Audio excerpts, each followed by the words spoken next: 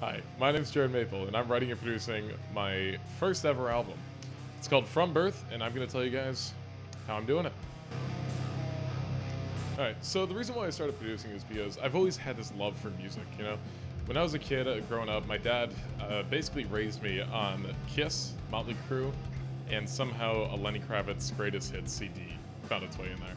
So I've always just really liked listening to music, and at the age of 13, actually, on Valentine's Day of the 8th grade, I had my first ever bass lesson because I finally decided, hey, I really want to do this. And so, took my first bass lesson, it went great, and I've been playing for over 6 years now. Just past 6 years, so it's coming along great. I've played in I don't even know how many bands. And throughout my time, I've always been fascinated by how people get like these like huge sounding metal, you know, like metal and rock records. So last summer, I kind of built my little piece of paradise down here, kind of call it my Nerdvana, because I can do everything from my audio and like other music stuff.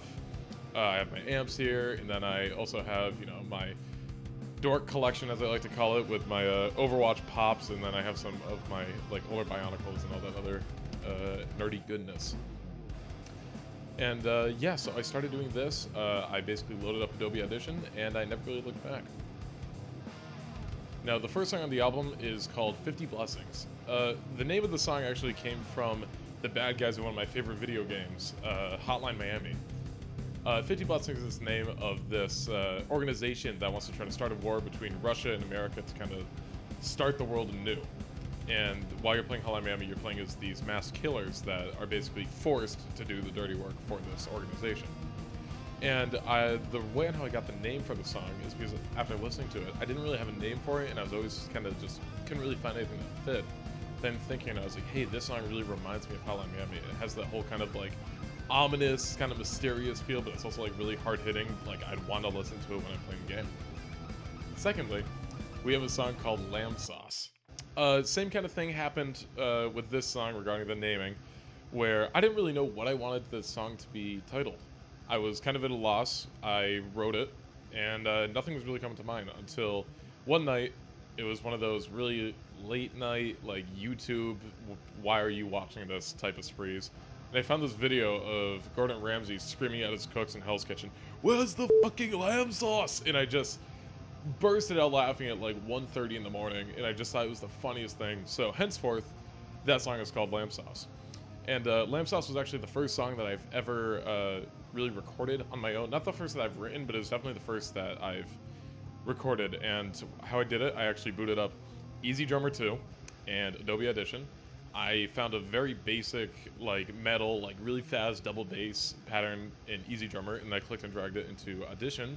Then I kind of came up with like this sporadic guitar and bass part, and it was kind of the rest is history. After that, I started writing the rest of these songs.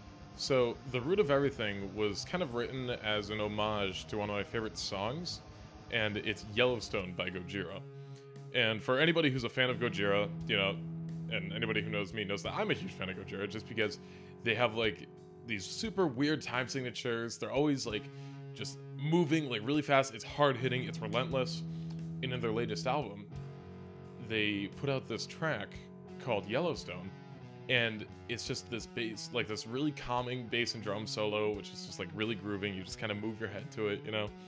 And I kind of wanted to emulate something like that, just as kind of like, you know, a bridge from two different songs on this album. So that's kind of how The Root of Everything started, and the name The Root of Everything kind of came from, this is kind of like the epitome of what I am. You know, at the end of the day, I'm a bass player, right?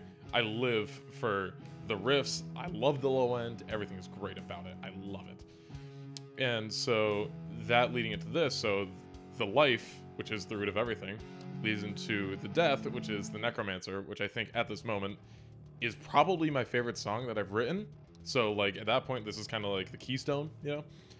And then so the Necromancer, I kind of just had this lead riff that I just started playing, and it's probably my favorite song on this album, to be honest with you.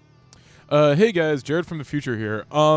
So this was recorded before my good friend Jake Blumenthal did a guitar solo for this song.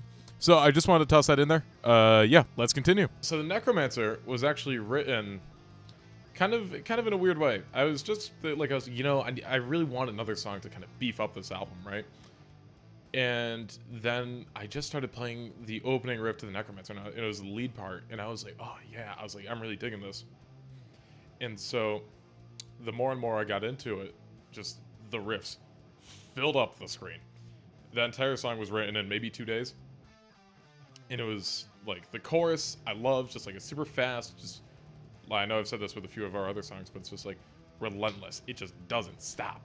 And I love that. Like that has some of the coolest chugging patterns and just riffs that I think I've written yet.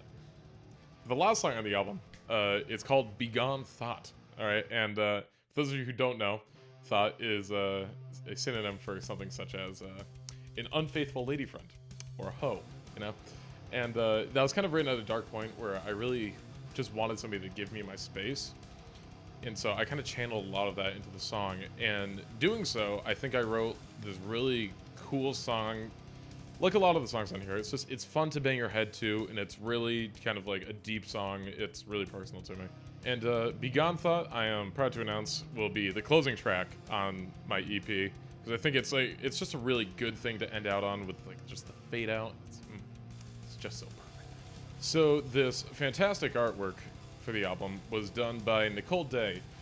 She's a good friend of mine. I met her in high school, and she's always done awesome art. I've had her do plenty of art for other bands I've been in.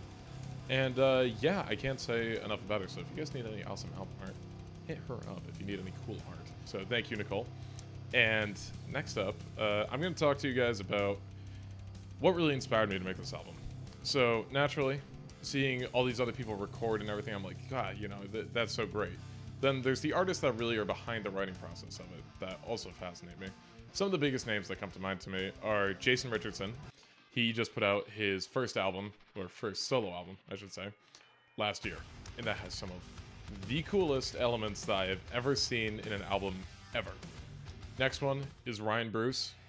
He's a YouTuber who's also goes by Fluff. He is one of the riff gods, quote unquote. And he just does every song that he's ever put out. I love, just because it's always like hard hitting. It's always like he knows what to peel it back and do the melodic sections, and he always knows just when to turn up the song. And next is my favorite band of all time, Tool. Tool for me, I kind of discovered them when I was around, like I knew like a few of the hits, like 46 and 2, Lateralis, like I knew all those up until when I was about 16. Then when I turned 16, I started getting into Tool, and I listened to every single album, basically non-stop for years.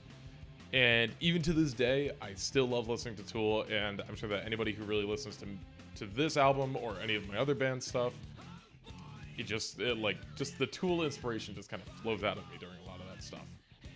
I really only used 2 different guitars to record this album. One guitar being a black Bullet Strat that I found at Guitar Center on a Black Friday a couple years ago.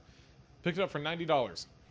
$90, and that thing is now on my first ever EP. So I'm beyond thrilled, because that thing holds its own plenty. And the other instrument I used would be my Schecter Riot 5. It was my first ever 5-string bass, and I really didn't know how to play it when I first got it. So I've kind of always had this love-hate relationship with like, hey, do I really like playing this thing, or am I just playing it because I have to get the lower tone? But regardless, it is amazing when I plug it into my Jason Richardson plugin on my computer. Something about it, just that tone is amazing, and I've been told by numerous different people already who have heard the demos that the bass tone is fantastic for what I'm getting out of the Schecter. Easy Drummer 2 is freaking amazing. I don't know what it is about it, but I could just punch in a MIDI pattern, I could pick a preset, I could just pick a preset drum track, whatever it is, it sounds great. I personally use the Metal plugin for it, so I get all these like super crazy double bass patterns that I love using oh so much. And so that's been that, but I mean, hey, at least it knows how to count to 4, unlike some other drummers I know. And so finally, the name of the album, From Birth. The title came from that I think this is really only the first album in a long chain of music that I'm going to be releasing along the way. I just love what I'm doing, and whether it's metal, whether it's other stuff, like I've been doing video game music and like stuff like that, I love it. And From Birth, I think, is really just the first stepping stone as a part of that. Thanks for tuning in, and I hope you guys like the album.